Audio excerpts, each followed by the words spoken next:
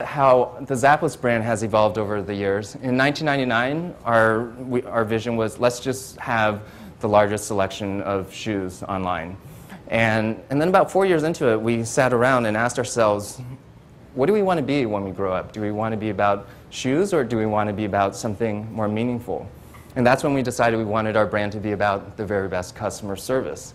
And when we did that, it kind of surprised us what happened. Suddenly, once we communicated it out to our employees, we found that employees were suddenly a lot more engaged and passionate about the company. And when customers called, they could sense that the person on the end of the phone wasn't there just for a paycheck, but truly wanted to provide great service. And when vendors came and visited our offices, we found that they wanted to stay longer or come more frequently because that enthusiasm wore off onto them, rubbed off onto them. And then in 2005 was when we rolled out our core values and decided not only do we want culture to be important, but we in fact want it to be the #1 priority of the company, because if we get that right, then the customer service will come naturally as a byproduct of that.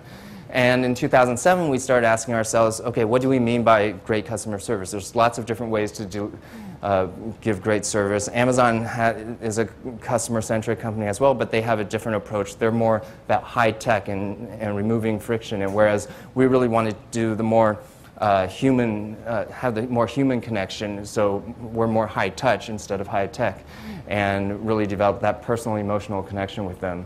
And then 2009 was when we took a step back and realized really the thing that ties all of this together is just about delivering happiness, whether it's to customers or employees or vendors as well. So wanted to tell another pizza story, and this actually happened a couple years ago in Santa Monica, California. I was speaking at a Skechers sales conference, and it was a long day, and then at the end of the day we decided to go bar hopping in the Santa Monica area, and because I'd never done that before. And I mean, I've gone bar hopping, but not bar hopping in the Santa Monica area before. And so I think there were 3 of us from Zappos, 3 people from Skechers, one of the brands that we work with. Went to the first bar, someone ordered a round of drinks, and then because it had been a long day, someone ordered a round of shots, and so we took the shots and drank the drinks. And then went to the second bar, and someone else ordered a round of drinks to pay back for the first round of drinks. And then someone else ordered a round of shots to pay back for that first round of shots. And you can't waste alcohol, so we took the shots and we finished the drinks.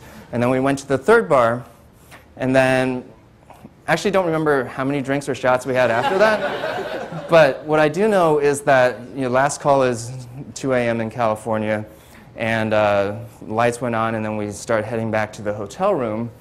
And one of the girls from Skechers was talking about this pepperoni pizza that she was craving and asked if we wanted to go in on it. And we said, yeah, that sounds great. We've been drinking, pretty hungry. And she's like, oh, I cannot wait to go order the room service. I checked it out on the room service menu before we left. It was on page 17. It was the second item down. And when it comes, I know it's going to be hot, so I'm not going to let it burn the roof of my mouth. I'm going to smell it first and let the odors go in. And it was only a 5-minute walk, but it seemed much longer than that because she would not stop talking about the pepperoni pizza. So anyways, we finally wind up in the hotel room, and she's all excited. She calls room service, and then 10 seconds later, she hangs up the phone, all dejected. And I ask her, what's wrong? And apparently, at that hotel, they don't serve hot food after 11 p.m. And so she was really dejected and sad. And so to try to cheer her up, I say, oh, did you know in college I used to make pepperoni pizzas? And she looked at me and was like, that's so not helpful right now. And then the 3 of us from Zappos were like, oh, and we were more than a little bit inebriated. We said, call Zappos, we'll take care of you. We're all about the best customer service. And in our minds, that really was the funniest thing ever. And so she actually took us up on our dare and put the phone on speakerphone, called Zappos, and the rest of us are in the background trying not to make any noise, but trying to laugh as quietly as possible. And the rep said, thanks for calling Zappos, how can I help you? And the Skechers girl says, "Oh, thank goodness you answered. I'm in Santa Monica right now and been eyeing this thing on the room service menu, page 17, item number 2, pepperoni pizza, but they don't serve hot food after 11 p.m. What kind of hotel does not serve hot food after 11 p.m.? Is there anything you can do for me?" Yeah, so first there was an awkward silence. And then the rep said, "You know, you called Zappos, right? We sell shoes, we sell clothes, we don't sell pizza yet."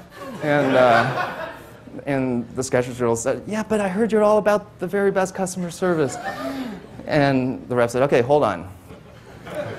And put us on hold for 2 minutes, and then came back and listed the 5 closest places in the Santa Monica area that were still open and delivering pizza at that hour. Now, I hesitate a little to tell the story because I don't want all of you to start calling Zappos and ordering pizza, but obviously we don't have a process or procedure for late night drunk pizza orders, but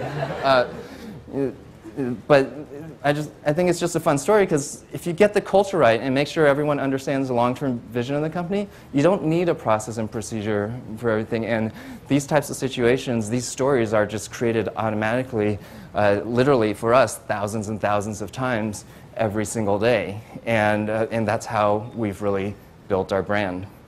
So, well, it was 3 a.m. by that time, so we did not actually end up ordering the pizza, but she actually went back and put together this care package for the rep, and so the rep is very happy now.